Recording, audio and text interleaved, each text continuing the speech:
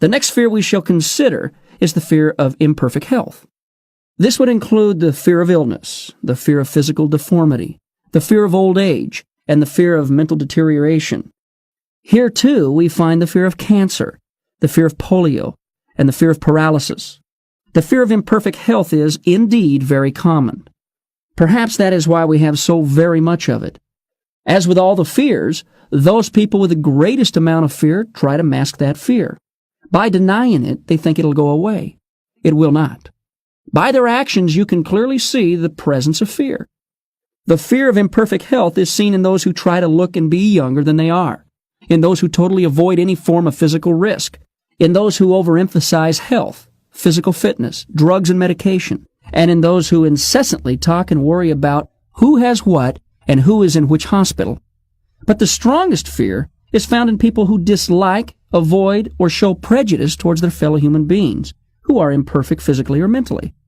How many times have you avoided talking to someone who is handicapped? How many times have you turned away from someone who is retarded? How much longer will you allow this fear to control you? If you find this fear very strong with you, there is much you can do to wrestle back control. On the physical level, you might set up a balanced nutritional and exercise program. Then trust that program. If you constantly check on your health, you will only intensify your fears. You can seek out friendships with all ages and, by doing so, retain a vitality and interest in life no matter what your age. Old age is only a state of mind. Keeping up with events and styles keeps you forever in the mainstream of life. And of course, you can learn to accept and love those who already bear the burden of physical or mental problems. They are absolutely no different from you.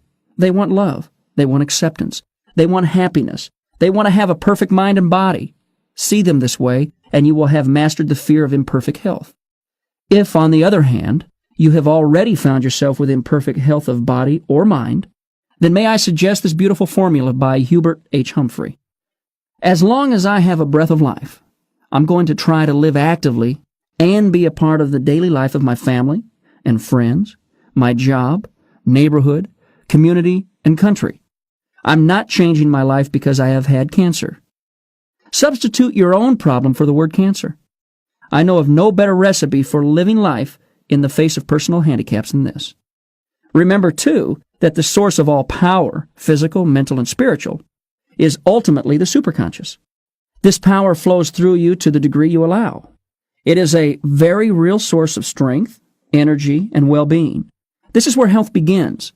Thus, you yourself are the true source of your own physical and mental condition. You will be as you see yourself to be, as you program yourself to be. Visualize, affirm, and know you are as you desire to be.